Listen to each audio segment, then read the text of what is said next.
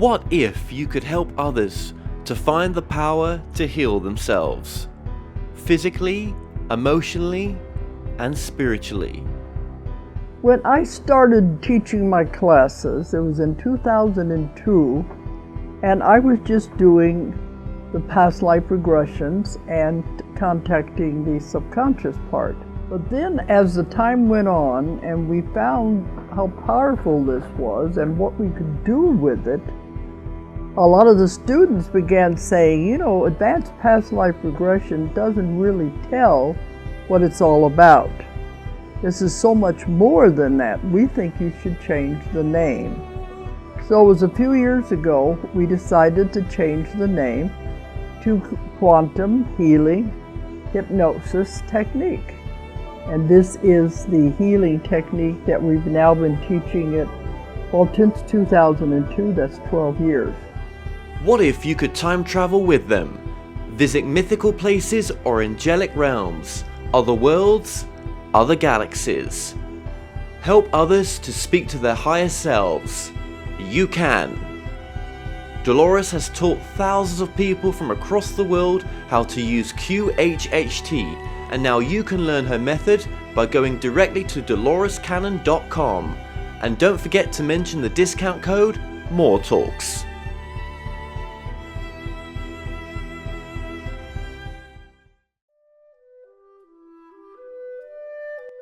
Established over 100 years ago, Watkins Books is one of the world's oldest and leading independent bookshops specializing in esoterica.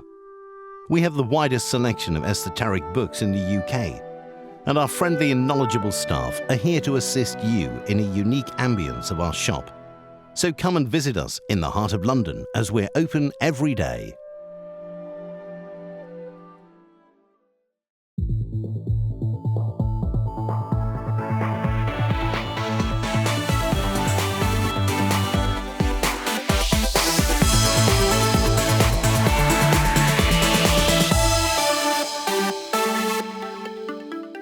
The comments and views expressed on The More Show are those of the people that make them and do not necessarily reflect the view of Kevin Moore, The More Show, or this radio station and its affiliate or sponsors.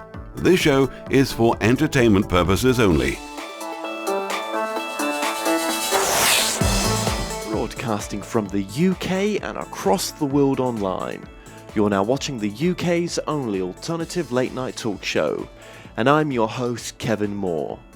For the next hour, I'll be covering subjects that will open up your mind and provide you with information you may have never heard before. On today's show, I'm about to be joined with my guest, Joseph P. Farrell. Now, Joseph is a recognized scholar whose credentials include a Ph.D. in philosophy from the University of Oxford. Now, Joseph covers such fields as Nazi Germany, sacred literature, physics, finances, the Giza pyramids, and music theory, and more. Now, he's a renowned researcher with an eye to assimilate a tremendous amount of background material. Farrell is able to condense the best scholaristic research in publication and draw insightful new conclusions on complex and controversial subjects. Today he will cover the secret space program and breakaway civilizations. Joseph P. Farrell, welcome to the show.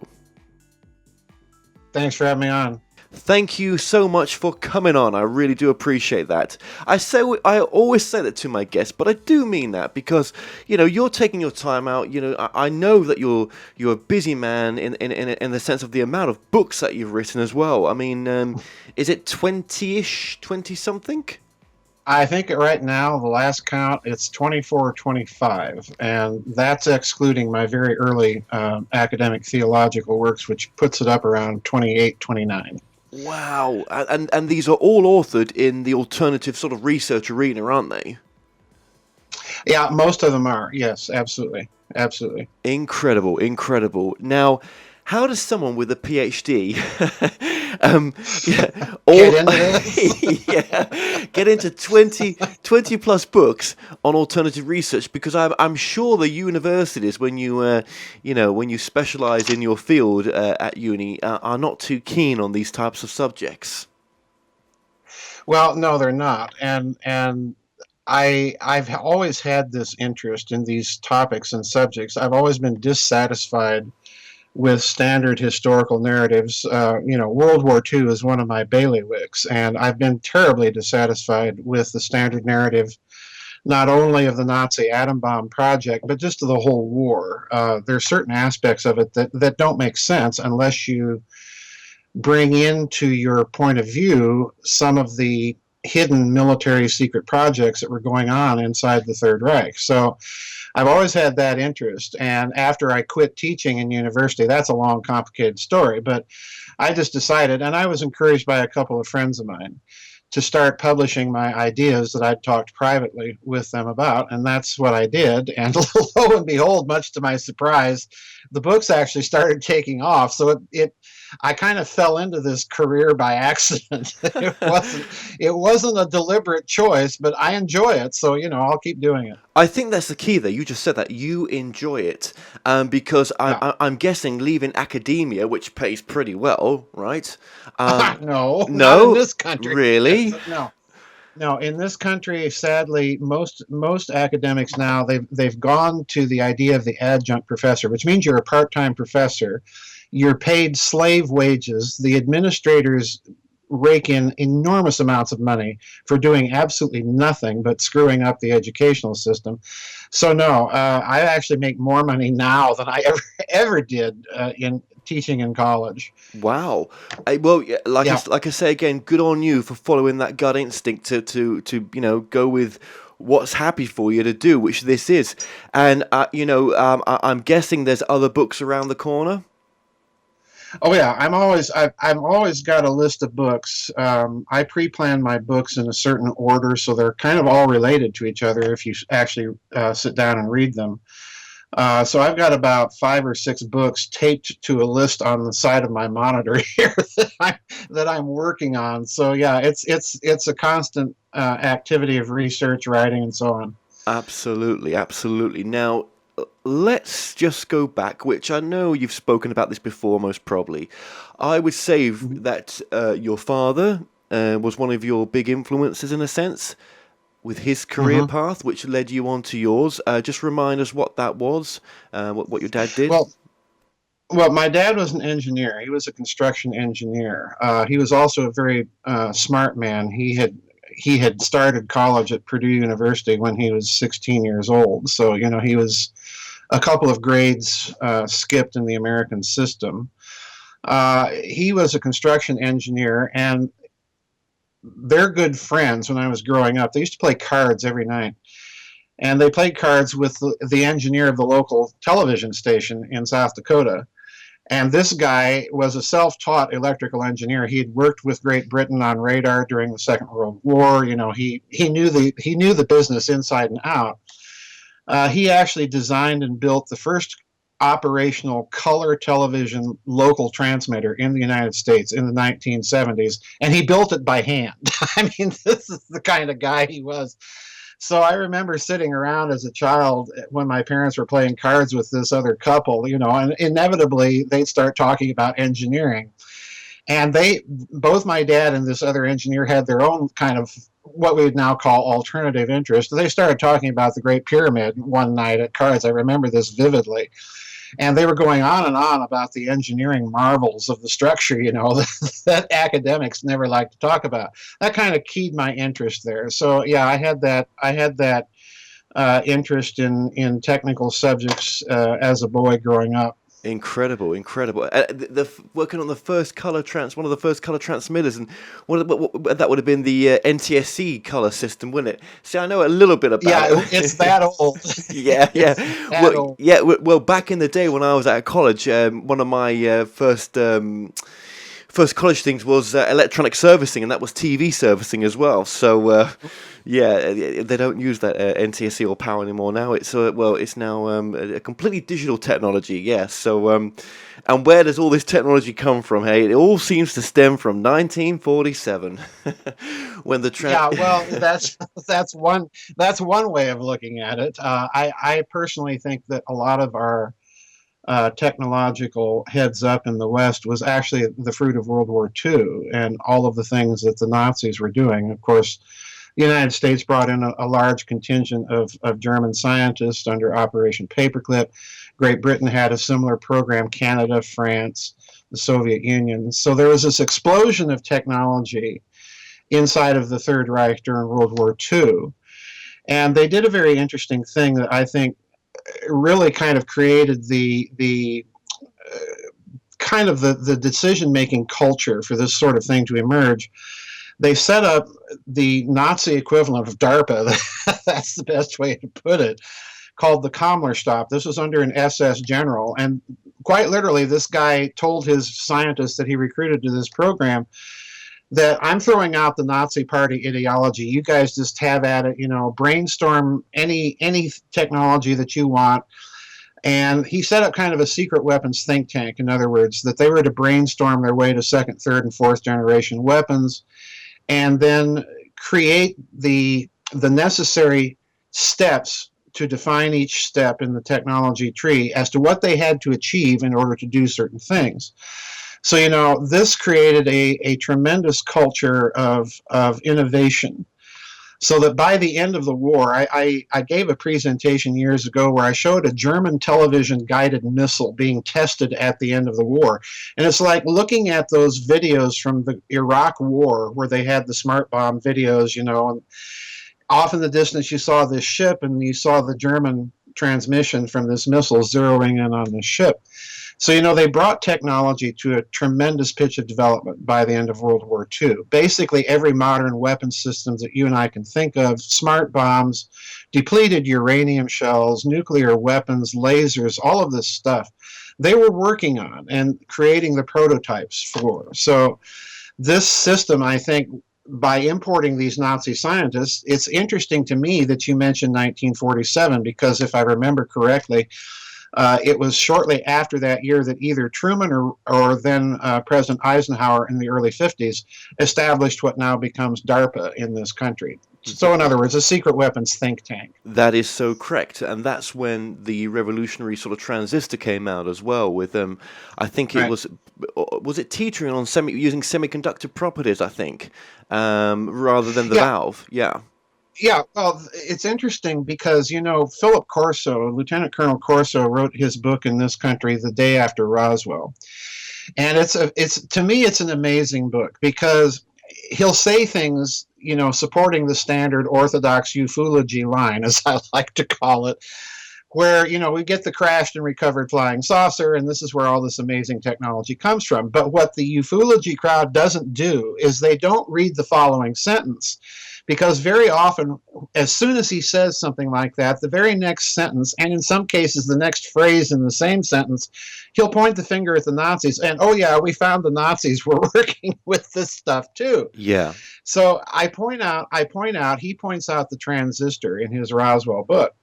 Well, in my book, Roswell and the Reich, I point out that by 1940, I think the 40 or 41, the Germans were using a little klystron tube, a little vacuum tube about as big as the knuckle on your little finger. The American and British equivalents of this tube at the end of the war was 10 times bigger. So in other words, the Germans are miniaturizing electronic components at a dizzying speed, and they're even coming up with very primitive little silicon semiconductor chips, which is another step in the technology tree to the transistor. And they're doing this in 1940. This is all being done by telephone companies. Yeah, absolutely. Now, I'm actually going to interview Philip Colonel Corso's son in December. Cool. That should be very interesting. Now, but he does, in that, there's much more to that story. He talks about his dad talking about time travel, talking about having multiple encounters with beings and stuff, different encounters. I don't really know too much about. I've not researched it enough, but it's not just about the 1947 crash in Roswell. This man was very connected, apparently. Yes, he was. Yeah, and there is something genuine about him. We're just playing a clip of him on the screen now as we speak, just to show people who this man was, and if they want to have a look further on this. Now, okay, so where were the Nazis getting this technology from? Well, my approach, Kevin, has always been as a researcher. This is one reason I got into the alternative field, because I looked at the standards of, quite literally, academic standards that were being applied in alternative research, and I was dismayed because they're shoddy and slipshod. So I've taken the approach that I footnote extensively in my books. I'm a researcher. I'm not a speculator. I'm not a storyteller. So when I look at this Nazi stuff, the first thing I do is I go back and try to see, in a kind of a process of reverse engineering, that's the best way to describe it, to see if the concepts that they're working with have any sort of provenance within the physics and engineering literature of the day, rather than relying on stories of, oh, the Nazis found a crashed UFO and recovered it. Well, those stories have been around for years, but there's no backing to them. They're just stories, and that's all they are. So, my problem here is, if we keep explaining every human technological innovation by crashed and recovered extraterrestrial flying saucers, pretty soon we're going to have to start crashing stuff on ET's world so that they can catch back up with us. I mean, this is a philosophical, epistemological, go nowhere basis to do research. So when I look at what the Nazis are doing, particularly their more exotic stuff, what I'm looking at are the papers in unified field theory that are coming out inside of Germany with German authors, in some cases British authors, French authors, that are thinking in these terms. And then I'm also looking at engineering papers. This is very, very crucial, because you can talk theory all you want, but can you do that with 1930s technology? And there's a very important figure that I keep discussing in my books. It's a fellow by the name of Gabriel Kron, Kron, a Hungarian electrical engineering genius, all right? This guy ended up working in the United States for General Electric. That should tell you something right there. But in 1935, and this just blew my mind the first time I found this out, in 1935, Gabriel Kron wrote a paper that won him the Montefiore Prize at the University of Liège in Belgium. And in the paper, what he says is, we electrical engineers can explain anomalous phase creep and so on in large networked rotating electrical systems by the use of tensor calculus. Now, tensor calculus is what Albert Einstein is using in general relativity. So what Kron is just telling you is we can take that whole hyperdimensional mathematical language out of the realm of theory, where it only affects things on a planetary or stellar scale, bring it right down here onto the laboratory bench, and use this to explain and therefore manipulate phenomena that we electrical engineers are encountering in our electrical systems. What he's just told you is, in a certain sense, we don't need the theory to have a unified field theory. We can use this stuff right now with current technology and with current mathematical higher dimensional analysis. That's breathtaking. And, incidentally, at the moment he publishes this paper and receives this prize, unified field theory publication absolutely stops inside of Nazi Germany. There's not another word about it. And, this isn't because the Nazis are afraid of Jewish physics. What it means is they've seen exactly what the implications are, and they've decided to start working on it. Wow. And what would that give them, do you think? Is that access to portals? Is that the ability to defy gravity? I think, yes, I think it's the latter. I think if you put yourselves in the shoes of the then existing German scientific talent pool, people like Dr. Walter Gerlach, people like Hans Thierring in Austria, and people like that, they're going to look at this and they're going to say, oh, wow, if we can engineer this, if we can come up with a prototypical technology that can use these principles, we might be able to solve Germany's energy problem. We might be able to create a genuine sort of field propulsion and revolutionize things. And of course, Nazis being Nazis, they want to make a weapon out of it. So, I joke a lot of time in interviews that if you can imagine accessing the 0 point energy, if you can access the fabric of space-time itself and use that as an energy supply, and if you weaponize it, then you have the potential for a weapon that would make a hydrogen bomb look like a firecracker. So, are the Nazis going to investigate that? You betcha they will. Absolutely. And then why did they not create the nuclear bomb then before the Americans did? I think they did. That my first book in the Nazi series of books, and I've written a whole slew of books. The first one in the series is the crucial one because it sets the context for all the others. It's a book called Reich of the Black Sun. Yes. In the book, I argue that, in fact, the Germans did achieve the atomic bomb. What they lacked was a means of delivering it. But there are a number of indicators that they did achieve at least a semi-fission device, if not a full-up fission device, before the end of the war. One of the most interesting is a document that I put in that book called the Affidavit of Hans Zinser, Z-I-N-S-S-E-R. This was a German pilot that was flying a Heinkel 111 from Mecklenburg eastward over the Baltic Sea toward the island of Rügen. And as he's approaching the island, his American interrogators have him explain what he saw. Well, he says, I saw an enormous detonation that spread out to at least 1 kilometer in diameter, which is not a conventional explosion. And he's also describing, and here's the key for me, that he's describing a nuclear event. He says, I saw a mushroom cloud. That's his word for it. I saw a mushroom cloud, and the colors in the cloud were burning bright orange and purple and blues. So in other words, he's describing the continued combustion of nuclear material as it's ascending in the cloud. So it's not just a cloud of smoke in a mushroom, it's combusting material. And then he describes electrical malfunction in his aircraft, which is, of course, electromagnetic pulse. Now, none of this at the time he's talking in 1946 to his American interrogators was publicly known as effects of nuclear weapons. So in other words, this was a nuclear event. And incidentally, that document was classified until 1992. Wow. When this was classified in the American archives until 1992, when the Bush administration finally declassified it. And I think, Kevin, it's important for people to understand the date here. This is during German reunification.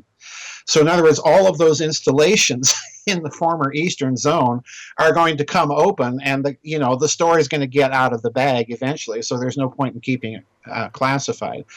There were documents in Great Britain that I discovered that during this precise period when Zinser is describing this event, Great Britain had put the entire nation's constabulary medical establishment on nationwide secret alert against a potential atomic bomb attack. So, you have to wonder, what's MI6 know that the rest of us don't?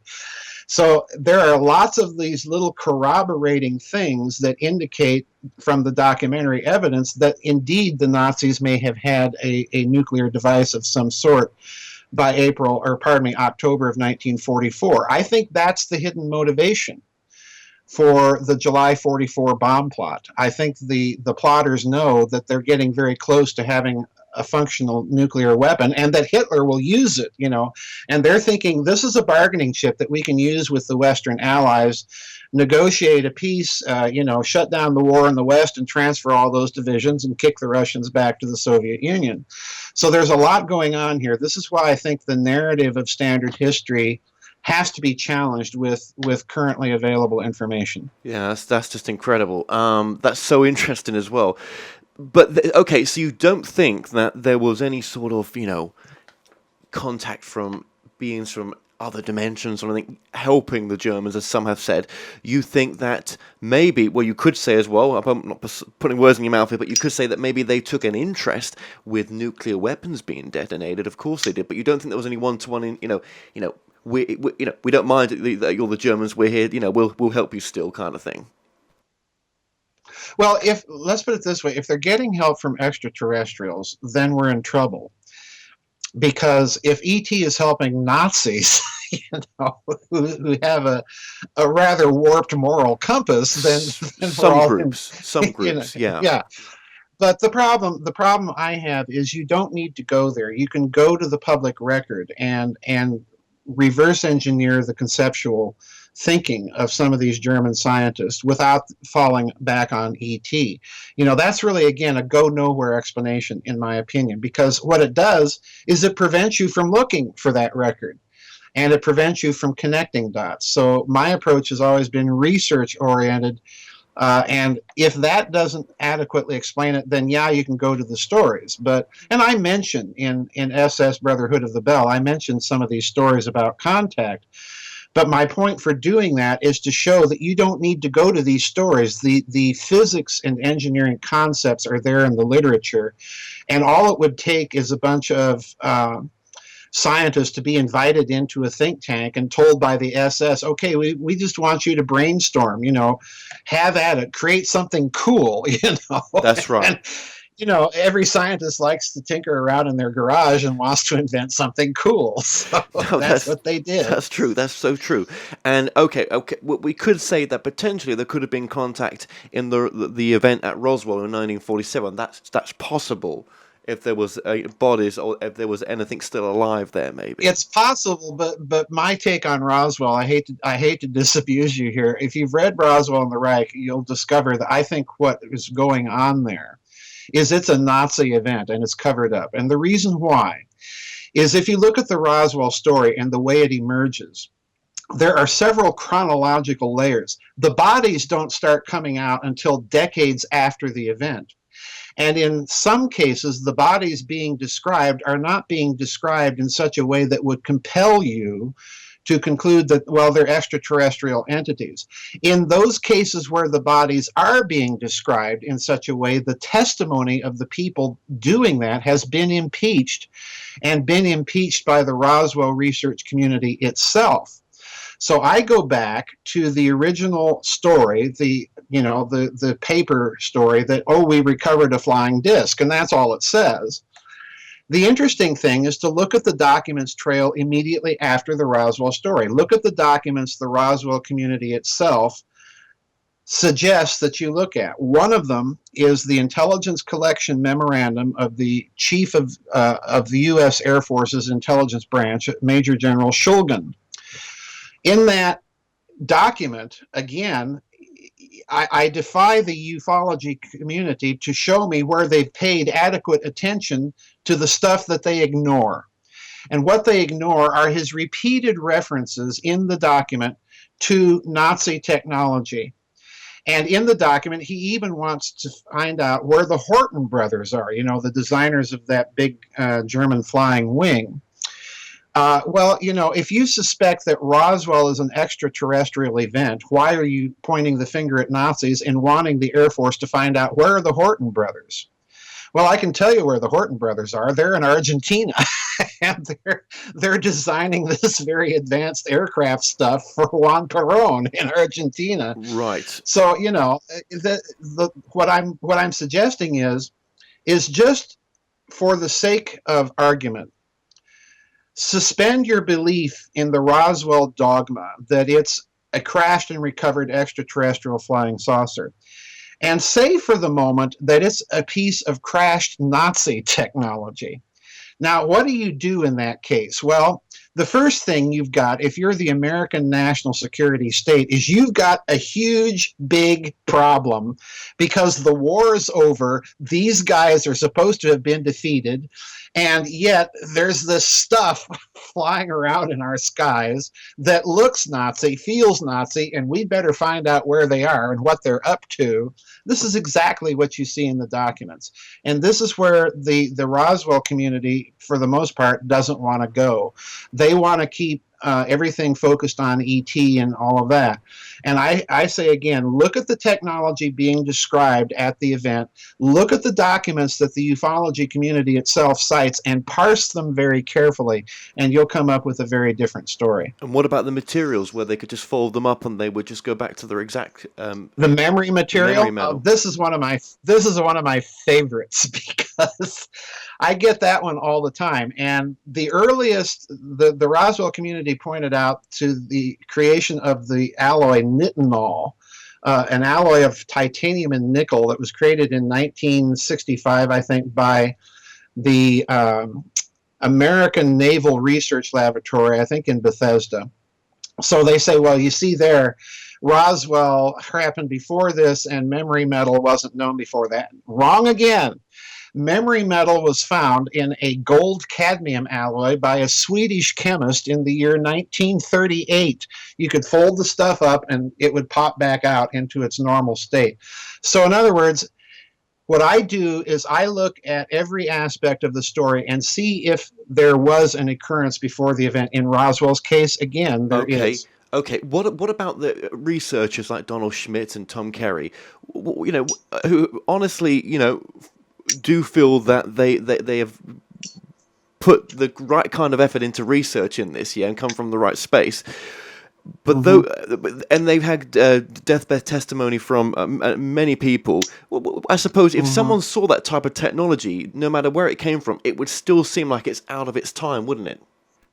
Let me ask you a question. In any court of law, is dead man's testimony accepted? Do you accept hearsay secondhand testimony? Well, no. And the answer is no. Yeah. So what you have to do is you have to go back and parse the original story and layers of the story. And this is my point. If you go back and look at the original documents that they themselves are talking about, why do they ignore the constant references to the Nazi technology? It's because it's going to lead them to a very different and uncomfortable place. And that is, this may not have been the crash of something extraterrestrial. It may have been the crash of something human, very advanced, and not, and here's the key part for the political aspect of the story, and not under American control. And it's clearly not Soviet. And I got to tell you, it's very interesting since my book Roswell and the Reich came out, and it's actually my longest book because I go through the story. Don Schmidt, Kevin Randall, Milton Friedman, they hate me because I go through the whole story, parse it very, very carefully, and I point out all of these technological antecedents to the things that they're talking about that are there in the Nazi record. This is the problem. Okay. It's okay. And now, Nazi technology, right? Crash lands in America in Roswell. Where the hell did that come from? What part of the world is a Nazi breakaway civilization operating from, and how? My guess is Argentina, and it's always been my guess. And the reason why is I've spent a number of years writing so many books about this topic that every indication that I've encountered was that they were up to something in Argentina. Let's stop and look at the question systematically. Let's assume, number one, you have a black projects agenda, that you are still pursuing certain black projects that you were working on inside the Third Reich during World War II. So what do you have to have? Well, secondly, this means you have to have an infrastructure. Thirdly, you have to have a friendly host country in which to do it. Fourthly, and most importantly, you have to have the financing for it. And then fifthly and finally, you have to have the personnel that are still part of the cause. Well, if you turn to Argentina, what you see there, not only do you see the Horton brothers, Kurt Tank, Emil Dewitin, people like this of profoundly fascist sympathies, still designing and creating advanced projects, but you also have an infrastructure there of a host state that's friendly to your cause. You have in Argentina alone, by the best estimates of the United States Treasury at the time, you had Nazi funds available to Juan and Evita Perón to the tune of $800 million in 1945 dollars. So in other words, translate that to the current era and you'd get trillions of dollars. Now, it's interesting that when you combine all this together, in addition to all of this, Juan Perón, you just got to hand it to the guy. Juan Perón in 1951 gave a press conference in Buenos Aires. I love this story. And he openly states to the assembled press corps, that Argentina has discovered the secret to the hydrogen bomb. Well, this is fully 9 months ahead of the first American hydrogen bomb test in 1952. And he says, and here's my guy that's heading up the project, and he introduces this guy by the name of Dr. Ronald Richter. All right, a good Argentine name for you, who happened to just have been working in Nazi Germany during the war on plasmas and fusion and all of this wonderful stuff. Well, Richter then proceeds to explain a little bit about his fusion project down there in Argentina, and he's roundly denounced in the world press for being a fraud, a charlatan. This can't possibly work. Well, what Perón does, he's stunned by this press outcry. So he sets up a private secret committee to examine Richter's claims. And I duplicate all of these documents in my book, The Nazi International. And of course, what Richter's claiming to have done was to achieve fusion with using lithium-7 and a boron mixture using high voltage direct current electricity arcing, and therefore being able to create fusion at temperatures far below, please note what I'm saying here, far below the normal temperature thermal gradients needed for fusion in the standard thinking at that day. And of course, this is why he's roundly denounced. And then, lo and behold, America tests its hydrogen bombs. We have the infamous Castle Bravo test where they had calculated a pre-test yield of 7 to 8 megatons. This thing runs away to 15 megatons, and they're left scratching their head, wondering what the daylights just happened here. So guess what they do? The U.S. Air Force sends a secret team down to Argentina to interview Dr. Richter. And you can find all of this in his paperclip file, which I put in the book. And Richter tells them, well, yeah, I was doing it this way. I was using lithium-7 and boron and deuterium and all of this. And I discovered these results in 1936 in Nazi Germany. And I theorized that what plasma does is it reacts as a transmuter of a type of cellular structure in space that we call the 0-point energy. And it's right there in the file. And you can imagine the American reaction to this, because what he's just told you, like it or not, is number one, the yields from nuclear weapons will vary over time and place depending on that local lattice structure of space-time. And therefore, energy is being gated in because of that structure into the reaction. Now, the American explanation for why Castle Bravo ran away was, well, we simply didn't know that lithium-7 would enter the fusion reaction. Well, Richter had told them this in 1951. There wasn't any, in my opinion, no standard thermonuclear chemist would have ignored the possibility. So I think, they're telling you a big, huge lie there. I think they discovered something about nuclear weapons. This is why the recent nuclear powers keep testing them. It's not to find out that the bombs work. They know good and well before they build them that they're going to work. What they're really trying to do is figure out what are the laws of variation in nuclear yield depending on the time that we set them off. These are open systems weapons. They're not closed systems weapons. Yeah. Okay. But I'm throwing a lot at you. You are. No, I appreciate it. I do. But if this craft that crashed at Roswell came from Argentina, surely the Americans are going to send all their firepower there to take this rogue nation out, to take this breakaway civilization out in a sense, are they not? Maybe, however, there's a problem. These people are being protected. And let me tell you an anecdote that I think will convey exactly what's going on here better than anything else. In the early 1960s, this was discovered by a CBS reporter by the name of Paul Manning. He wrote a book called Martin Bormann, Nazi in Exile.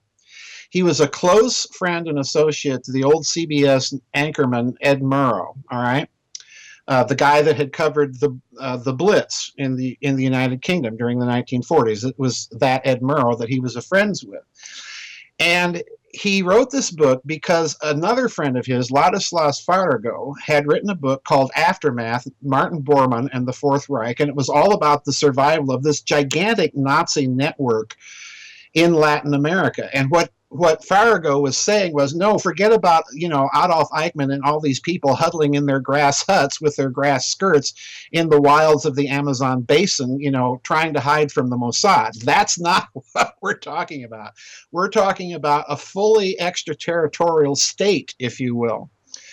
So Farrago, of course, was trashed roundly in the Western press for his theory. So Manning decided he'd investigate himself. And what he discovered was that in the early 60s, a check for a few $1 million had been cleared by Chase Manhattan and National Hanover's Bank. It was cleared through Deutsche Bank in Buenos Aires. All right, our good friends Deutsche Bank. The check was written over Martin Bormann's own signature. So, that tells you right there that the fix is in at a very deep level between these surviving Nazis and the deep Western financial interests. And there's something else about Manning that is very interesting to me. When he finished the manuscript, he took it to Alan Dulles. This is in the preface of the book. He took it to Alan Dulles and said, well, what do you think? And Alan Dulles, you can see his reaction, pulling out the pipe and frowning a bit and saying, well, okay, yeah, you're on the right track, and that's all he would say. So yeah, I think there was protection involved, and the reason why, to put it bluntly, is that in 1947, key year in another sense, President Truman took the decision to recover all of that Japanese loot that had been plundered from China, from Indochina, Indonesia, and so on. Recover that loot and make it a secret source of finance for political operations. And he put this under the control of the National Security Council. All right. Now, if you expand on that and look at the implications of what he's just done, he's, number one, said, okay, we're making our peace with the Axis elites that control all of this plunder. We're going to move it into Western banks. They can use it as a secret reserve. We will control the funds, and we will use them to fund covert political operations against communism. Now, that's the standard reasoning that's out there in the alternative research community.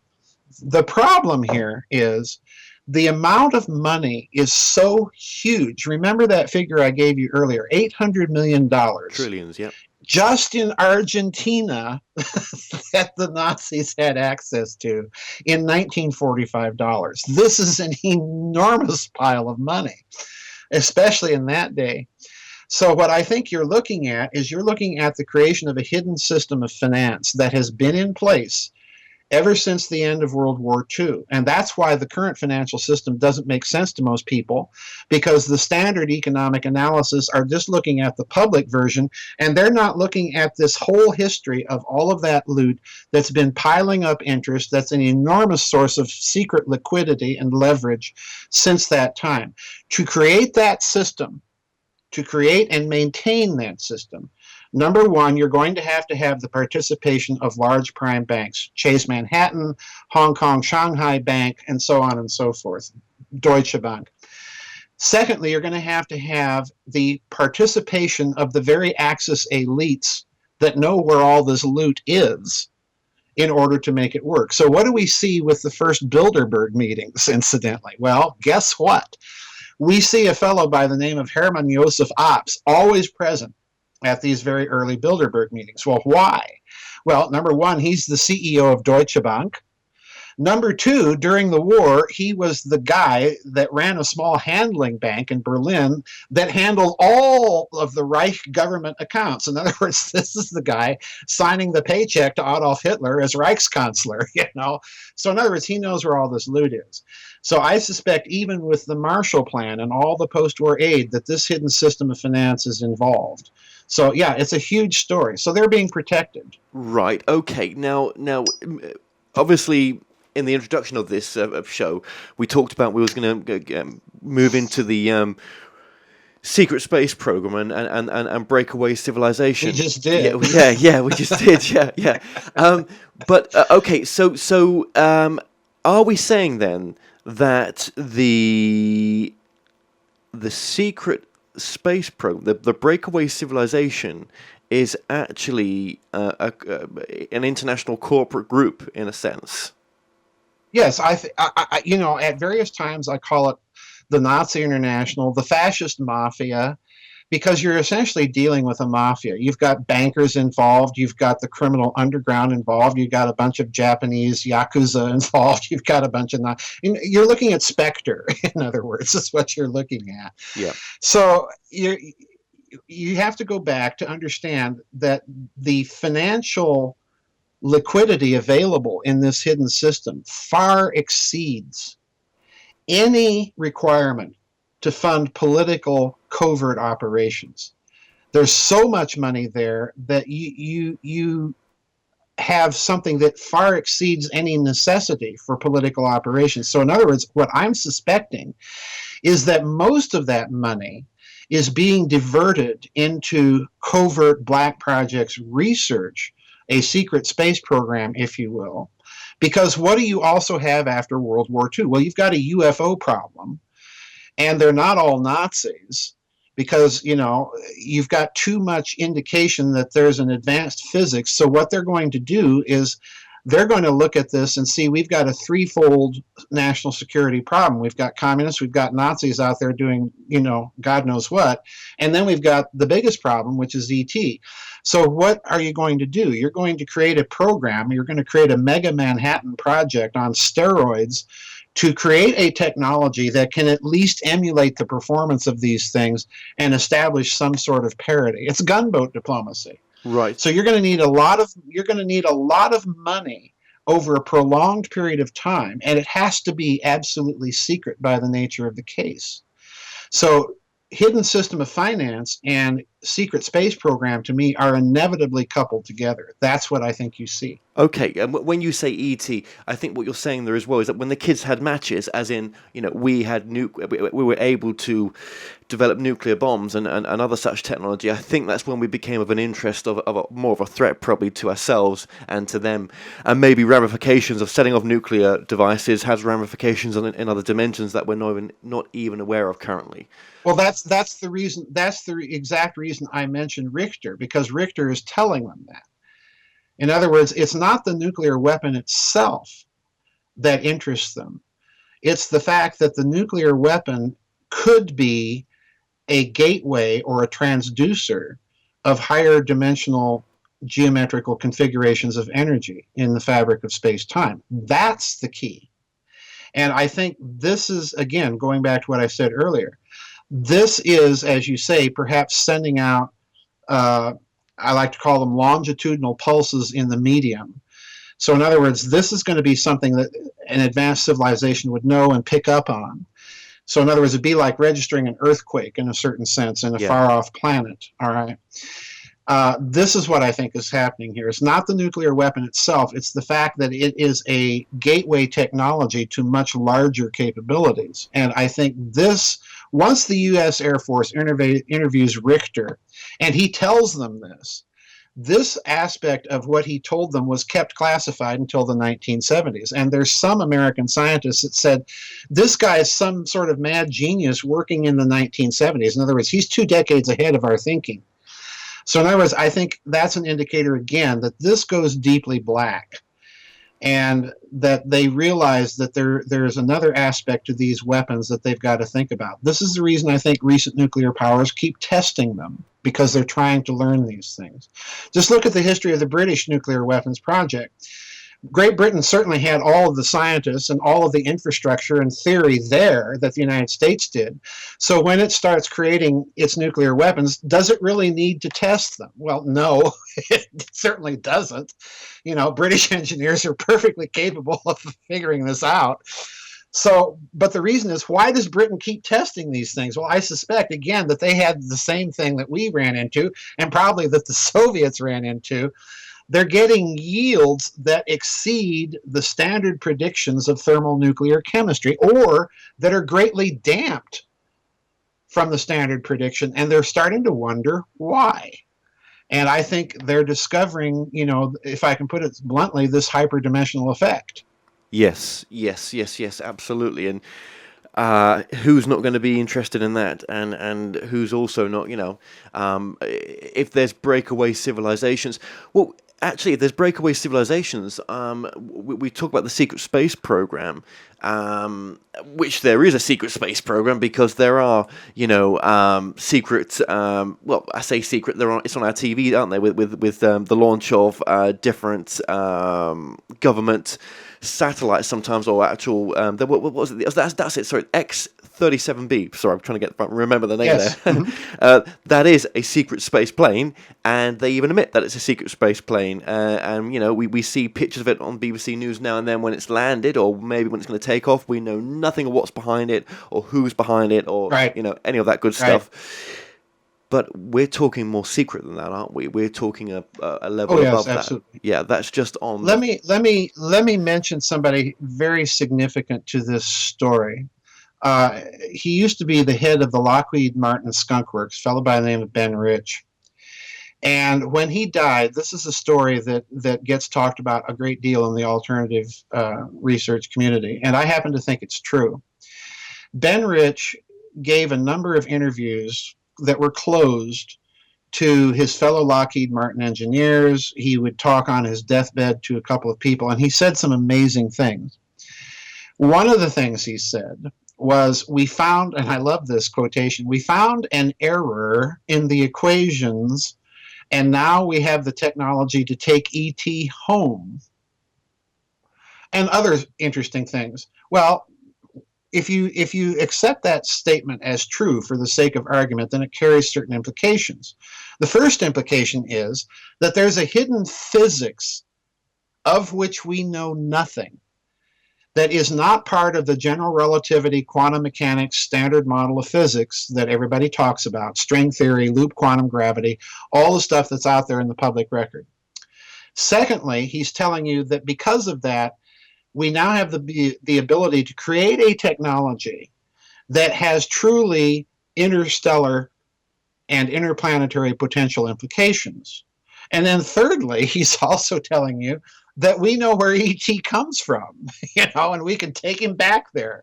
So in other words, it's a huge statement. Okay. And if you look more closely at the people that were also involved at Lockheed Martin in the 1950s, you run into people like Thomas Townsend Brown, electrogravitics, the famous American physicist and inventor. So every indication, yes, is there that they've got something that they have not released publicly. And why would they not, do you think? Is that because there's too much money to be made out of oil? No, go on, you answer that, sorry.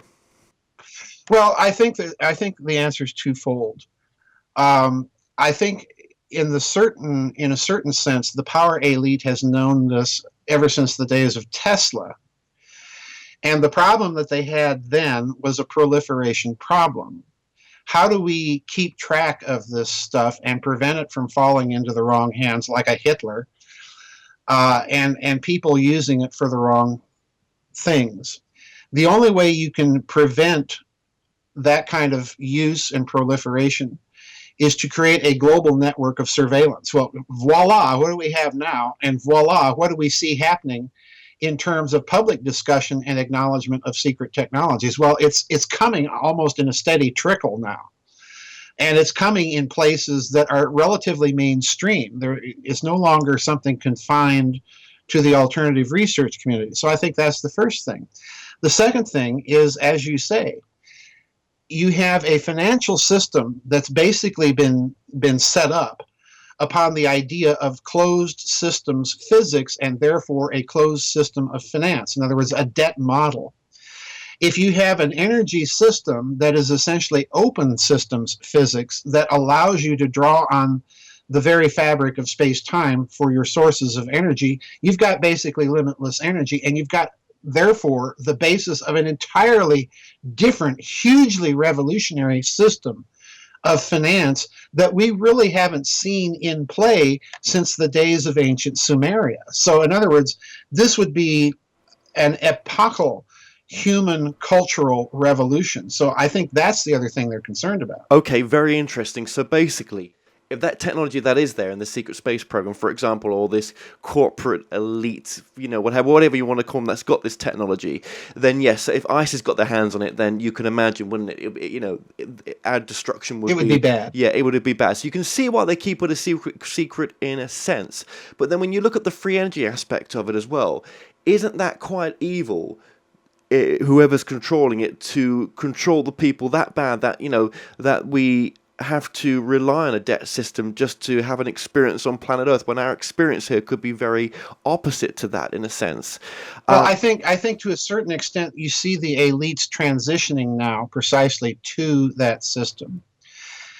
If you follow the financial news carefully, what you're looking at, in my opinion, is that they are trying to steer the world very carefully to that new financial paradigm. Okay. I want to mention something that's very significant in this respect, since you mentioned ISIS. Back in the 1990s, the Secretary of Defense under the Clinton administration, William Cohen, gave a talk at a non-lethal weapons conference where he came right out and said that they now have things like weather weapons of destruction that we just can't possibly imagine, that are now earthquake weapons. He went right through the whole list, that are now in the possession of groups like ISIS.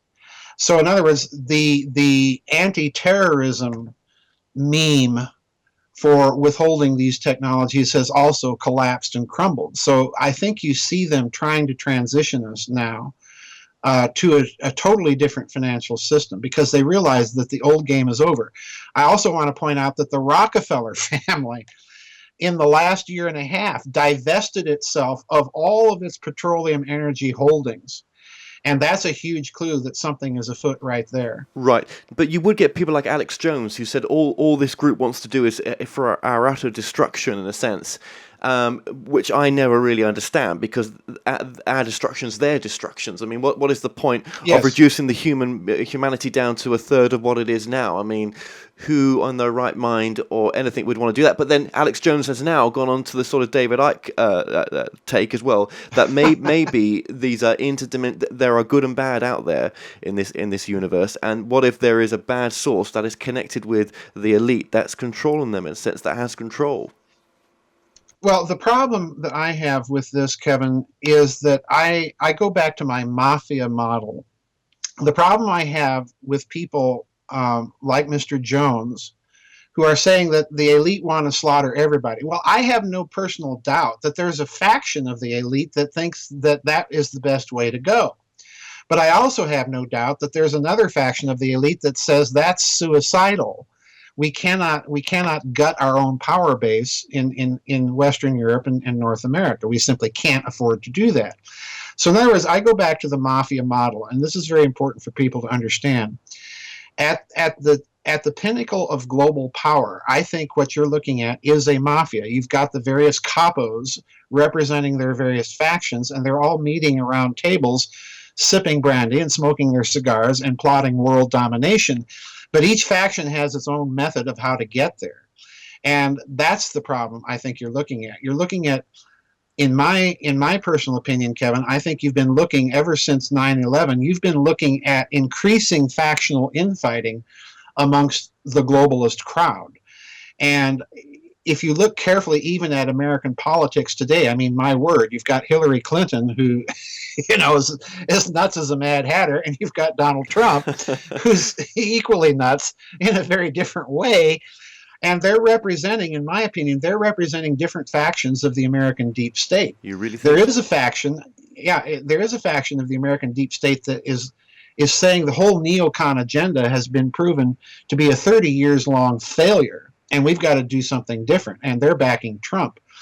You've got the neocons who are backing Hillary Clinton. Well, we just need to do more of it and better.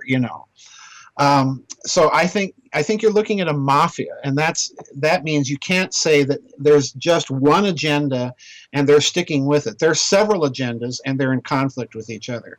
What about David Icke's work in the sense that if there is a negative reptilian race, if there is, he talks about infinite races out there, if there's a negative reptilian race that actually doesn't have our best agenda at heart, and they are with these elites, and they are working with them in ways we don't understand. Well, I'm not a big David Icke follower. I don't know that much about what he says and why. All I can tell you is that, again, I'm a researcher. I don't base my books on stories. I base them on documents, analysis, and when I'm speculating, I tell people I'm speculating. But what I think you can look at are the ancient texts that indicate that there were wars of the gods, and that they were interplanetary in nature, and that the gods, for the most part, look like us, walk like us, and quack like us. In other words, they're kind of genetic cousins. But what those texts tell us is that there's a group of them that are not very nice people and that don't have our best interests at heart. So yeah, I think that's the ones. There's something to be said. Yeah, there's something to be said that maybe a certain group of the power elite sees or has been in contact with that group. I spoke at the Secret Space Program conference last year in Texas, and I gave a couple of presentations on what I called Cosmic War, Cosmic Versailles. Because those ancient texts, if you read them carefully and use modern human history as a template by which to do so, they say some amazing things. Demilitarized zones around planet Earth, reparations, tribute. What's human sacrifice usually? Well, it's a sacrifice to the gods. It's a payment of a tribute. So you've got the whole mechanism there that this may have been going on for a very long time. I do think that the breakaway civilization people, to use Richard Dolan's term for it, as they were setting up this program of hidden finance and secret research, probably also went back and looked at those ancient texts to see if they would provide some sort of clue as to what we might be dealing with. And what I attempted to do in those lectures is simply kind of reverse engineer what I thought may have been their process of reasoning as they were looking at them. And if they looked at them in the way I'm suggesting, then they're saying, holy cow, we've got a big problem. We better do something to address it and defend ourselves before it's too late. So maybe this breakaway civilization has been looking at ways to counteract technology with the technology that they've developed, and maybe they've had some help from good ETs in a sense as well. That have also got maybe so. But again, I'm a stickler for this. I know what you're going to say. If you're going to argue that, you have to argue it. You cannot rely on stories. And my point is, absolutely, the ufology community is so overripe with a whole weedy vegetable overgrowth of storytelling that there's very little consideration of human ingenuity in all of this, and I'm with the latter. I put nothing past these people. Okay, and again, someone like Alex Jones, who has done very well from what he's doing. Who knows what faction is maybe working with him in the background, and actually, what? Maybe he's just doing what he feels is the right thing to do. Maybe. And well, I do think Mr. Jones is very sincere. He's very passionate about what he does. I don't get any sort of evil vibration from him. I think at times he could be more tactful, but that's his personality. Yeah. But I don't doubt that he is getting information from some level of the deep state. I mean, he has William Binney, a former NSA cryptologist, on many times. And I think the same thing of Donald Trump. If you look at Trump's campaign, he drops little zingers into it at the most astonishing times, and then voila, what happens? Well, Jeb Bush drops out of the race, when he mentions 9/11 problems, and then he comes up with the JFK connection to Senator Cruz, and he drops out.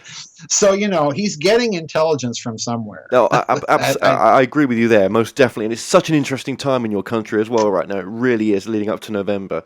And when you say that there is a side of this Kabbalah that's actually wanting to bring this technology forward, we'll just look at some of the amazing leaps in technology recently, where they talk about the EM drive that NASA's developing. Where the hell did that just pop out from? Yeah, and we're just putting. Well, let me tell you another one. Let me tell you another one that I just really get a kick out of. I think it was last year or the year before. Lockheed Martin came out with a commercial about their fusion reactor that they had developed that was small enough to put on the back of a truck, right? A lorry. And you look at the picture of this thing, and when I looked at it, Kevin, I thought, where have I seen this before? Well, you go back to 1965 to an American engineer by the name of Philo Farnsworth, the guy that literally invented television in all of its technological components back in the 1920s. This is the guy that went to Nazi Germany, sold his patents to the Nazis under license so that they could televise the Berlin Olympics. And, the Nazis, being Nazis, improved it, tinkered with it, miniaturized it. Philo Farnsworth in 1965 and 6 took out 2 patents under IT&T, International Telephone and Telegraph, for a small little softball-sized, soccer ball-sized fusion reactor that he called the fusator and plasmator. And I swear to you, the Lockheed Martin thing looks exactly like it. I even put a blog up on my website. So they're coming out with all of this, and they're saying, "Oh, looky, we've been busy. We've been developing this stuff." Yeah, of course. So I can see that there is a good side to this, and that there is stuff coming out, and it'll be so exciting to see what the EM drive for NASA does as well, because it's just so Star Trek-y in a sense. And okay, now just going back to the. Can I mention another story? Of course. I think you're gonna. This one beats EM drive. Last year, and I blogged about this on my website. Last year, the Diabolically Apocalyptic Research Projects Agency, as we like to call it on my website, DARPA, came out with an announcement that it wanted the United States to be warp capable in 100 years. Star Trek, space warp.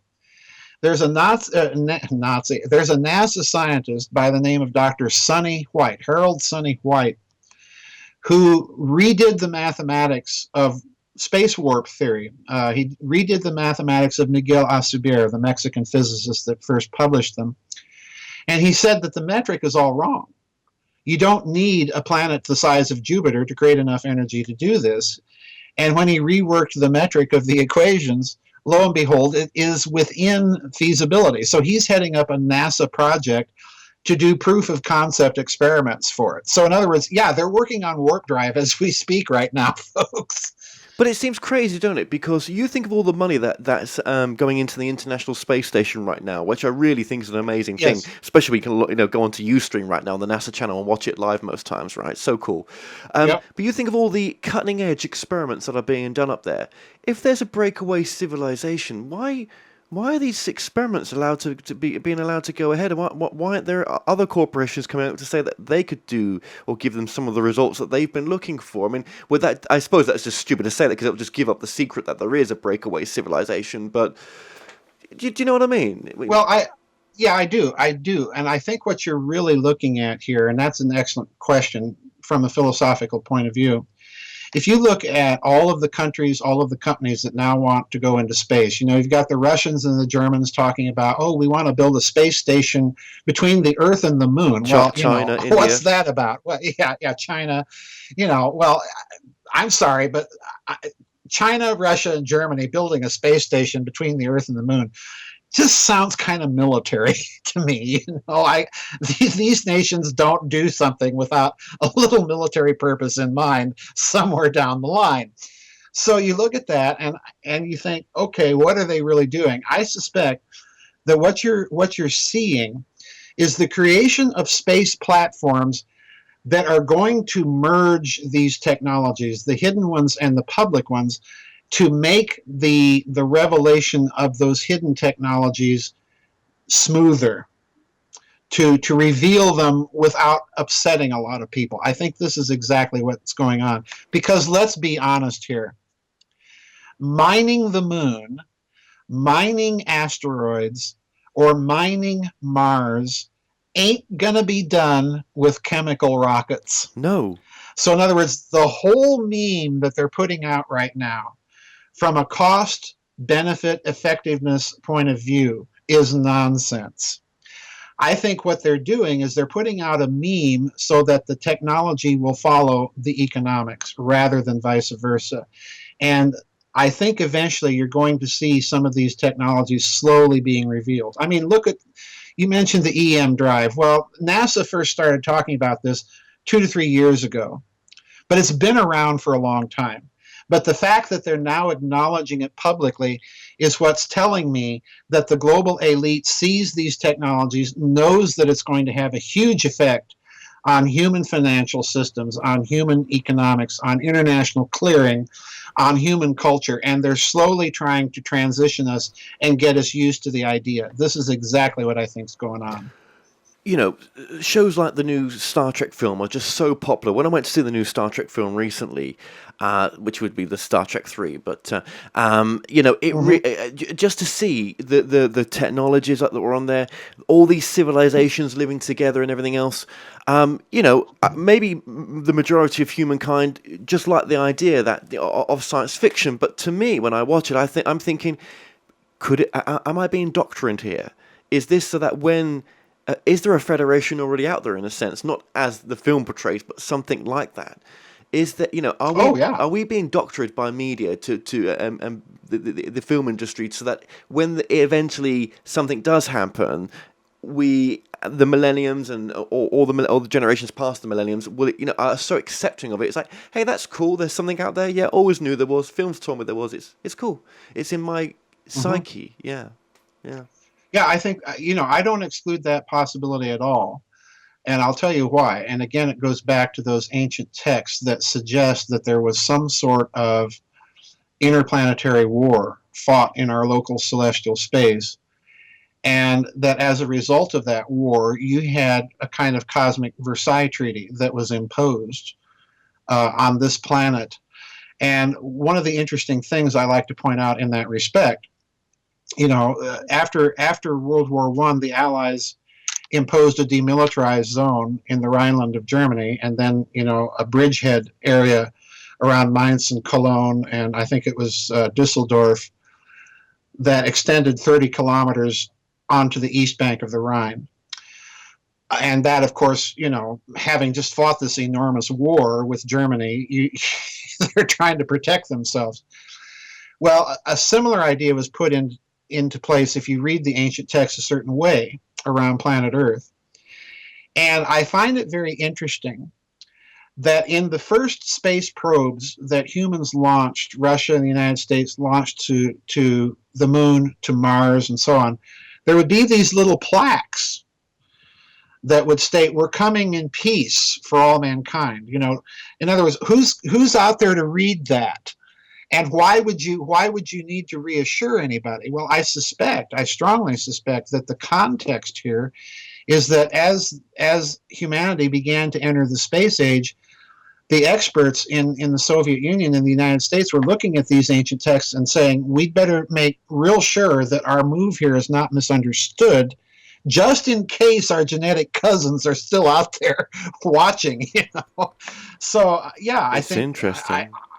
It's a very interesting idea. I encourage people to look at my presentations about that at the Secret Space Program conference in Baystrip last year. Absolutely. Well, we've been linking a lot of your books up as well on the screen, and my favorite one obviously is The Cosmic War, Interplanetary Warfare, Modern Physics and Ancient Texts. Yeah, I mean, when we talk about the Cosmic War, we're talking about a time, we're talking about more than 150. Well, I was going to say more than the understanding of how old man may be right now. We're going into Yes. into ideas of man being a lot older than it is.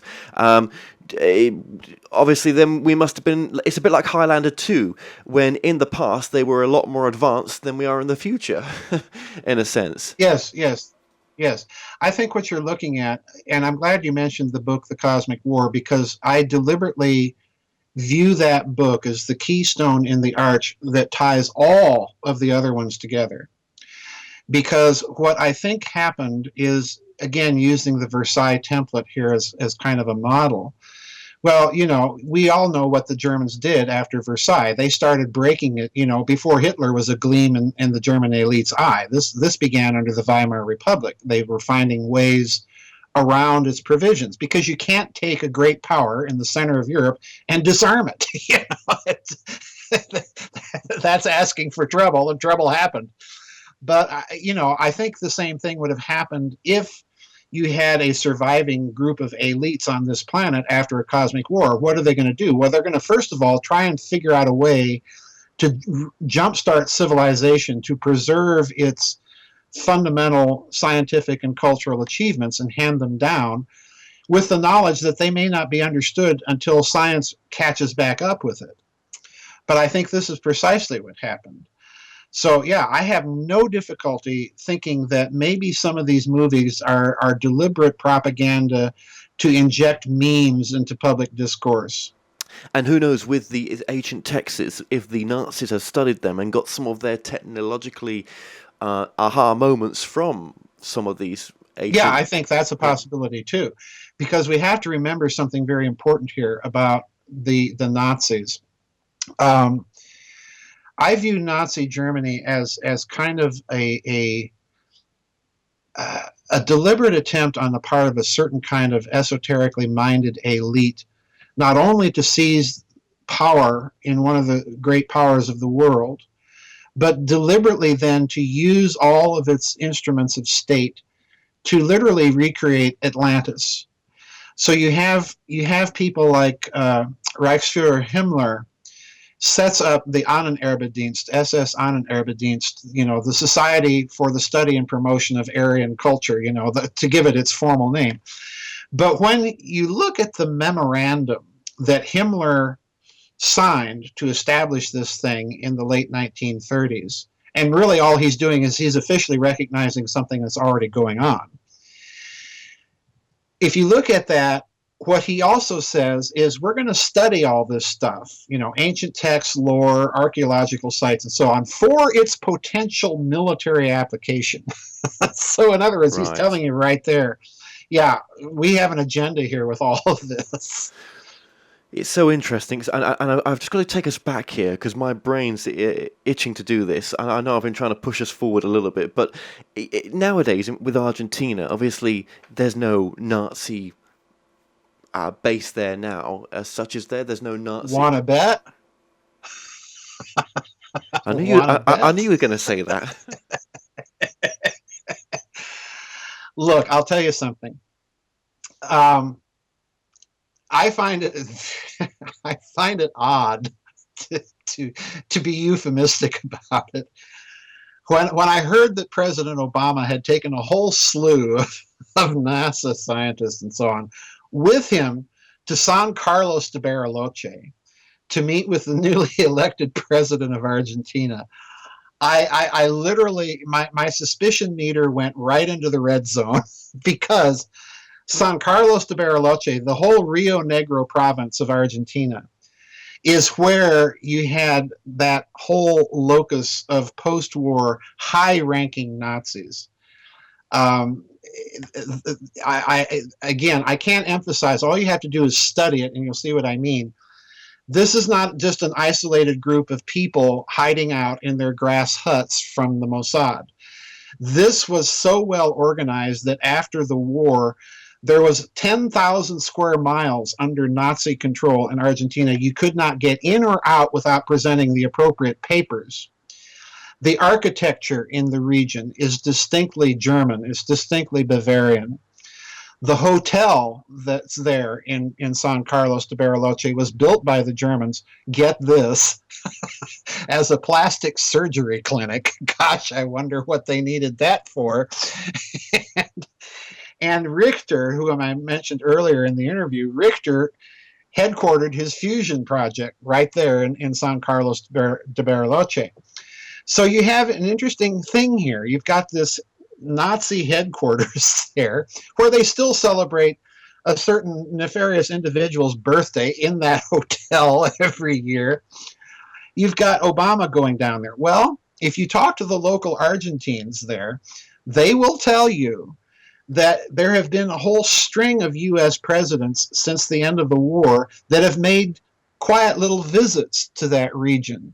Eisenhower, Jimmy Carter, of all people. And it's suspected that he got some sort of cancer cure for his cancer there. So in other words, presidents have been going there. And I'm going to crawl way out onto the end of the twig of speculation here and tell you what my suspicion is. My suspicion is they are going there to be told the way things are. Yeah? So that group is still there. You have to look at other aspects of this post-war fascist mafia. It's got connections to Helmut Kohl. It's got connections to Angela Merkel. Surprise, surprise.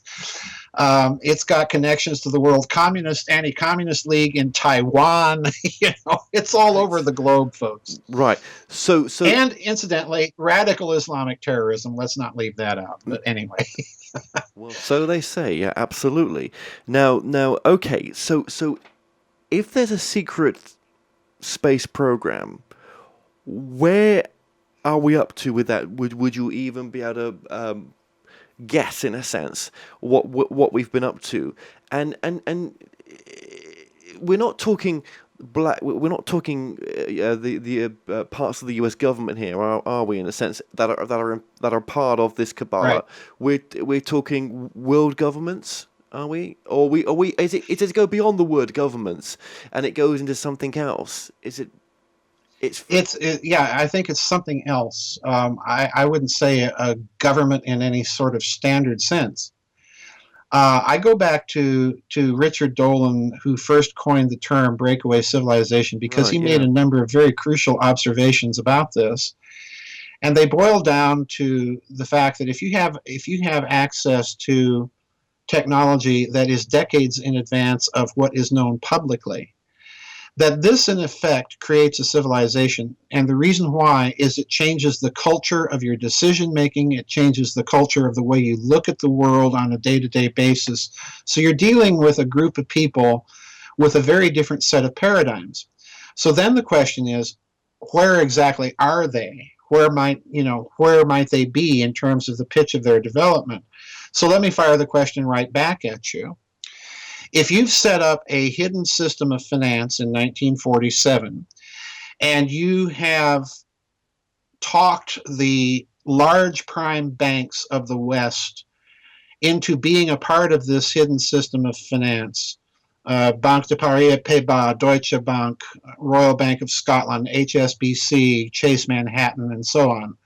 If you've talked all of them into being components of that hidden system of finance, and in addition to this, you have put literally billions of dollars in 1947 dollars into that system, totally off the books. We're not even talking U.S. black budget here. We're talking something much deeper.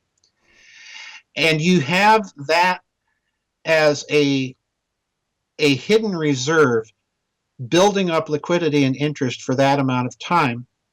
Where do you think they would be? Because by now, after 7 decades, that's going to be in the trillions of dollars. What sort of technology and development could that have financed? And my reaction is literally it could be the sky is the limit. There's an interesting thing that a Russian economist, Dr. Tatiana Koryagina, said in Pravda, I think it was about 2 months before the 9/11 attacks. She said, number one, America was going to be attacked. It was going to be blamed on terrorists, but it was actually an attack that was carried out by a small global network of men with assets in excess of $300 trillion. That's, that's bigger than the American gross domestic product, and it's certainly bigger than the American federal budget. That's huge. So what could you do, technologically speaking? I think the sky's the limit. Yeah, and maybe that's why things happen as they've unfolded. Yeah, that's interesting. That because there was some research that say that the buildings were I can't get the words out. Materialized. Yeah, dematerialized. That's the word I was looking for. And I always thought that's just crazy talk. No, it's not. But no, it's not. I have a new book out called Hidden Finance, Rogue Networks, and Secret Sorcery. What you're saying, and I go into the mechanisms of collapse. Yeah, I mean, the actual main government would never know what's hit it, would they? They would just see it as a terrorist attack. Yeah. Right. It's almost like then this Kabbalah group is able then to maybe influence even the black projects that are going on in U.S. government and other governments maybe as well. I think what you're looking at again is a global mafia. You've got a group of people with their fingers not just into American black projects, but British and French and Chinese and German and Russian. Anybody who's got a black projects world basically probably is penetrated to some degree. So do you think the U.S. government's black projects, away from this Kabbalah, has actually got into bigger secret space programs, as in bases on the moon and anything else? Or do you think it's actually really this other group that we're talking about that's been able, this breakaway civilization that's been able to go out to the far reaches of of the moon and beyond maybe? Well, that's another good question. I do think the U.S. government has something. I mean, after all, your countryman, Gary McKinnon, hacked his way into Department of Defense computers. That's right. Yes, that's right. There were captains' names. Yep. Yeah, and again, it was your current prime minister, I believe, who was Home Secretary at the time, that said, no, we're not extraditing him. Now, personally, I think that's British deep state versus American deep state because, they want to make sure that whatever information he found out, Britain has access to. And again, I can't blame him. But the problem here is what Gary McKinnon said was that he found whole lists of ships that were clearly spaceships with crews, captains, and so on. And everybody, at the time kind of laughed all this off. Well, this guy's just making it up. Well, the problem here is if you look at Ronald Reagan's memoirs, okay, and again, this is corroboration of what McKinnon said. Reagan, when he wrote his memoirs, said that when he was briefed coming into office on America's actual space lift capability, and those were his words, he discovered that we had the ability to space lift 300 personnel. Now, at the time, the shuttle program's just getting started. We still had the ability to send up, capsules with 2 or 3 astronauts.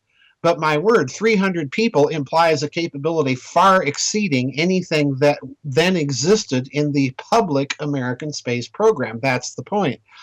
And to this day, I'm stunned that the censors would have allowed President Reagan to put that in his memoirs, because what he's saying right there is we have a secret space program. Yes, he is. Unless he's, taking him at his word, if he's not lying and creating some disinformation. And I don't think he was. No. So yeah, you have an indicator there. No, that's interesting. And yeah, I mean, Gary McKinnon, he won't do interviews full stop now. There is no way to get him on for an interview. I don't blame him. He's closed down now. Yeah. Well, I think, again, I think probably what has happened there is that the MI6 probably debriefed him. And, he had to sign a security arrangement with MI6, keep your mouth shut because, this is now state secret. So I think that's exactly what's going on. Yeah. Countries spy on each other all the time. So we might as well get, get used to that. Well, that's what you don't know what special relationship or no special relationship, we spy on each other. Well, that is true. Yeah, special relationship. Yeah. Okay. Now, a lot of what's been said here makes a bit of sense as well, because I had Wal Thornton on the other day, the guy that talks about the electric universe. Yes. Hmm. And very interesting what he had to say as well, that actually, if the universe is electric, then there is an energy out there that's tappable into, Yep. just as you have said. So there are others saying the same thing, different research in different ways, but you've kind of pulled a Yes. lot of it together, which I like. You definitely have. Yeah. I think the electric universe theory is very interesting. The only disagreement I really have with it is the tendency they have to view everything in naturalistic terms. For example, the Valles Marineris on Mars, which is, I think they're correct, it is showing all the evidence of massive electrical arcing. The problem is that could easily be a weapon as an act of God. So and that's what the ancient texts tell us. Well, yeah, these are acts of God gods wielding weapons, The cosmic war side fighting a effect. war. Yeah, the cosmic war side Yeah, effect. Yeah. exactly. Yeah. Well, that's another good point. Yep, that's so true. Okay. Thank you for that. Where does consciousness fit into your life or your work in all this? Does it ever creep into your work Oh, absolutely. it does it? Okay. Yeah. I have been writing and talking in books about what I call the topological metaphor of the medium. In fact, I write my books using it. It's a huge part of what I do, because I think the ultimate root of this, and to a certain extent, modern quantum mechanics tells us this, that consciousness, the conscious observer, is a huge part of the actual physical universe. In other words, I'm not a materialist. I'm not a Newtonian 19th century Victorian mechanical sort of person. I think there's absolutely something beyond. Um, and it manifests itself in just very, very weird ways. You'd have to read my books to see exactly how, but I think it's not an exaggeration to say that if you really examine what I've written carefully, it's right at the very center of all of them. That's interesting. It's not, yeah, it is. It is at the center of all of them, particularly when you look at the ancient stuff that I've written about, because it was so much a huge part of the ancient worldview that the physical creation is really a set of conscious differentiations of essentially a non-material medium. This very much was the way the ancient Egyptians looked at it. I think that cosmology basically pervades ancient systems as a whole. So I don't think you can get around it. We're kind of coming back to that now. We are. There's an American professor of materials science at the University of California in Los Angeles by the name of William Tiller.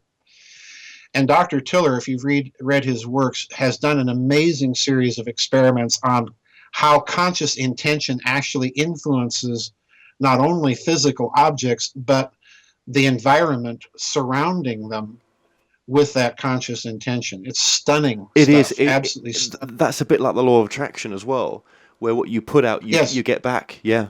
And there's something to yes, that. There's yes. something to. There wouldn't be so many books on it, and something. Yeah. Yeah. Well, I think you raise an interesting point there, because I think what we're doing now, if you look at certain areas of science, physics in particular, but also biology, your fellow countryman Dr. Sheldrake has done an enormous amount of work in this area.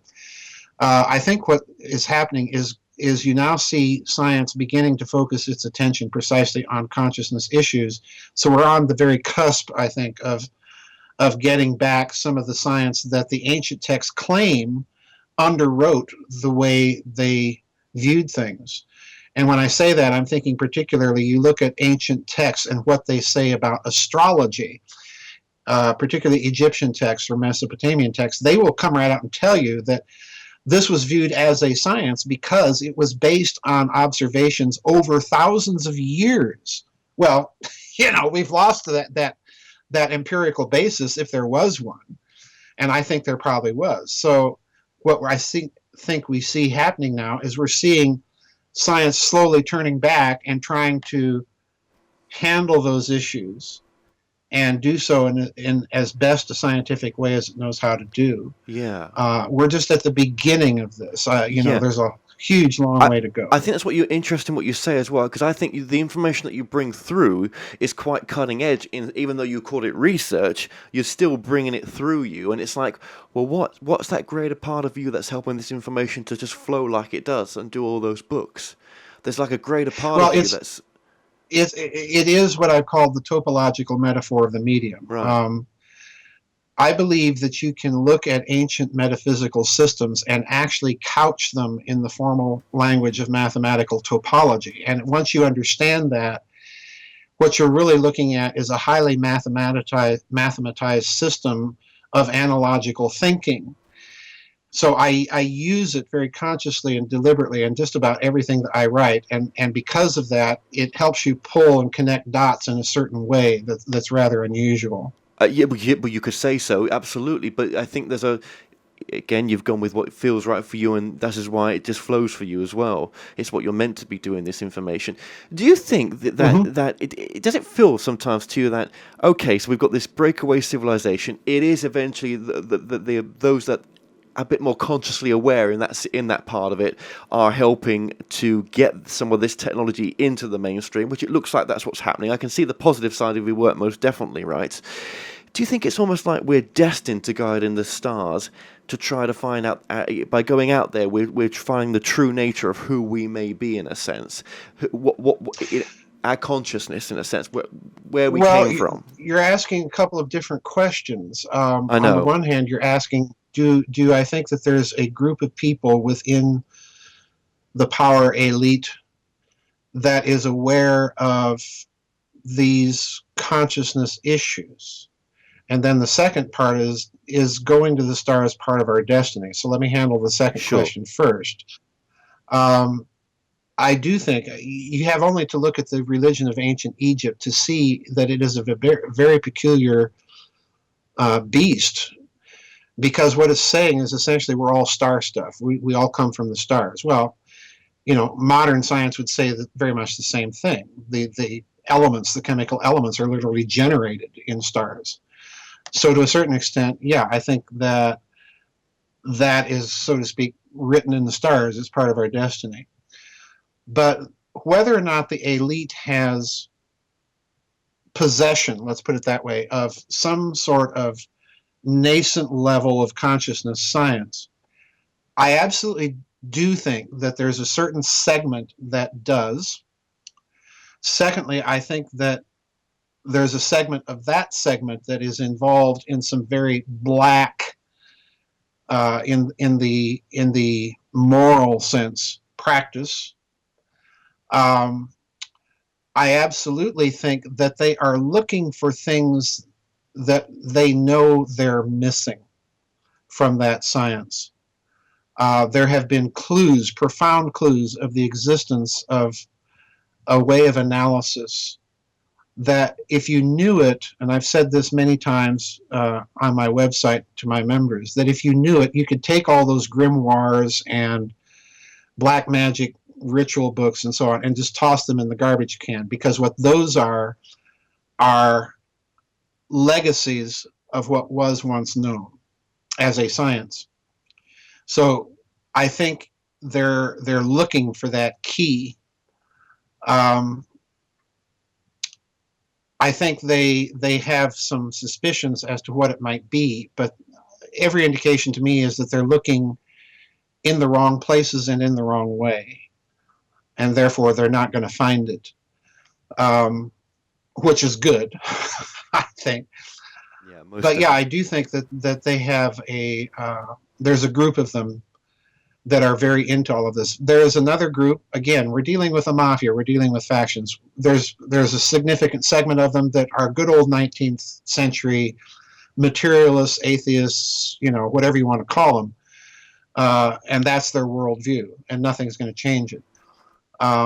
Again, you're not dealing with a homogenous group at the top of the world pyramid. It's a very, very diverse, diffuse group. Yeah, so true.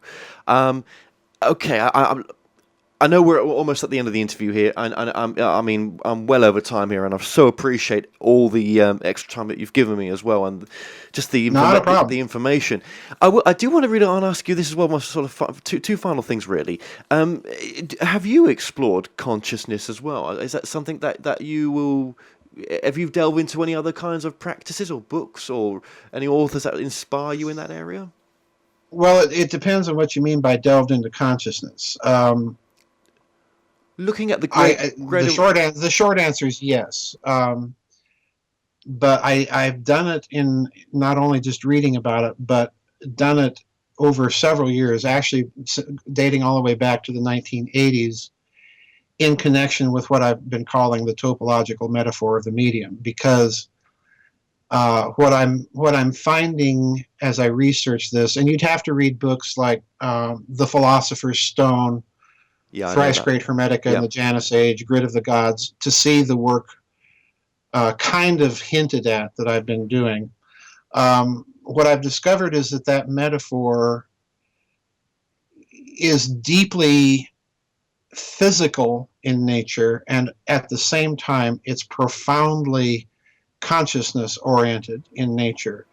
I'd go so far as to say that analogical thinking is the very fabric of the way the universe, and therefore of human intelligence, is put together. So yeah, I've done work in that area, but if by doing work or researching consciousness you mean do I go out and hold summer solstice, or winter solstice rituals, and no, I don't do any of that. Because in a certain sense, once you understand and see what's going on, you don't need to. It's something very interesting that Will Thornton said to me with the Electric Universe was it's a medium, if you understood it, for communication to happen instantaneously. Yes. If you could tap into them. And he did say that potentially, for those who are genuine channelers, that's maybe a potential of how messages are coming through. Yeah, or communications happening, and it does seem to be that if there is something into channeling, that there are messages coming through, that there are benevolent brothers out there who care very much about our progress. Well, if you look at the American remote viewing program back when it was going, the physicist Hal Puthoff, that was part of that program, published a couple of papers on what they were discovering. One of them is remote sensing of objects at distance. And basically the bottom line here is, if I may put it in physics terms, human consciousness appears to be an example of the phenomenon of non-locality. In other words, our personal consciousness is not locked in our brain. The brain is kind of like a radio receiver. It's tuned in to something that's out there in the ether. And because of that, we have this ability, and this is kind of what I'm taking away from his paper. I'm probably putting way too many words into his mouth, but if we look at the phenomenon of remote viewing or remote sensing or whatever you wish to call it, it's tied to this non-local phenomenon. And again, I suspect that you're seeing just the very beginnings now of scientists beginning to pay attention to this and start to investigate it. And I think it's just the beginning. I have so many wild, wacky theories on what the end result of that may be, that I hesitate to mention them. But yeah, I have done work. It's the only thing I'll say to people is, that's not a work that anyone should undertake lightly or with any intention of evil. There are bad things out there as well as good ones. The spiritual traditions of the world, particularly within Christianity, warn about doing that. It's not that they deny that we can do it. It's just a warning that you've got to be very, very careful. So I would caution anybody to lay off the channeling exercises until you really have a good grasp of the cosmic implications of what it is you're playing around with. And to my mind, nothing drills that home other than this topological metaphor that I've tried to write about in some of my books, because it once you see what's going on, you see the cosmic implications of it. There's literally no end to them. No. And I suppose, how much does the messages come from love, in a sense? That's a good indication sometimes. That's a huge one right there. Bingo. Absolutely. Yeah. Well, what would you say then, as a final question, what would you say, well, not a question, sorry, as a statement, what would you say is the most important message of your work? Oh, boy. I've never had anyone ask me that. That's a very good question. I think there's several, but one of them that springs immediately to my mind is that the standard narratives, be they academic or media narratives or what have you, are just absolutely, they're like Swiss cheese. They're full of holes. The whole history of humanity needs to be, I think, fundamentally rethought. And that includes the idea of how old is mankind. There's recent genetic studies that indicate that the mitochondria, the Y chromosome of human males is older than modern humanity. Well, that's a little problem for your standard academic theory of how we got here. It plays very well and nicely into those ancient texts, by the way, but not so much standard theory. So yeah, I'd say that the most obvious basic message that people take away from my books is I'm challenging standard historical narratives of just about everything. Well, I would. Oh yes, just your website, just one more time, please. We've been putting up on the screen. Oh sure. Yeah. It's www.Giza Death Star. That's all one word. .com. I have a web store there with all of my books in them. I try and blog on a daily basis. There is a members subscription area of the website where I do webinars that are not publicly available. I just finished one on C.S. Lewis in the Secret Space Program, as a matter of fact. Wow, that's cool. In the members area. Yeah, that one's a jaw dropper when you read that. But I do vid chats with my members every 2 weeks. I've got a lot of members in Europe. So once a month I have an early vid chat for European members, and they just send me questions, and I try to answer, comment. So yeah, we have a lot of fun. Excellent. Okay, well, like I said, we've been putting your books and your website on the screen throughout the interview, and I would just like to say, Joseph Farrell, thank you so much for joining us today. Thank you for your time. I really appreciate it. Pleasure to be here. Thank you for having me on. And do me a favor, when the show gets put up, send me a link so I can link it for my website people. Will do. Well, we've come to an end on tonight's show. Don't forget that you can listen and watch all our past interviews on the More Show's official YouTube channel. Remember to subscribe to our YouTube channel for new daily shows. You may also find out more on all past and upcoming guests on the show via themoreshow.com, and do like us on Facebook and Twitter for the latest updates. So until next time, be safe.